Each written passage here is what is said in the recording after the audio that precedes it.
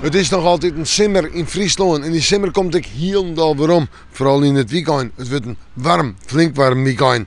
Maar dit we stichten behoefsbeelden, joen en vannacht. Dan heb ik het op bewolking, maar ik flinke opklarings en een temperatuur om er bij de 11 of 12 graden heen op het verste loon. In de kustgebieden en op eiland zijn 14 of 15 graden.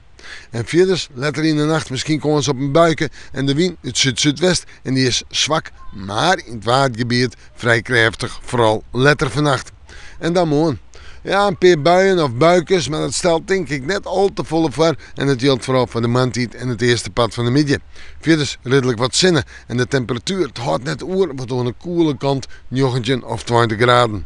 De wind komt morgen uit west-zuidwest en is matig en vrij krachtig en die is in het waardgebied nog sterker krachtig, hield ik van het noordelijke pad van Islamar. Ja, we zorgen vooruit.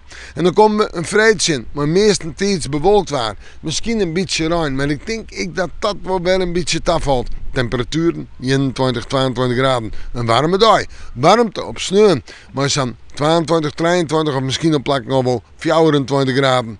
Hier misschien een buiken, maar voor hetzelfde heel blijft het droog en hebben de zinnen er aardig bij.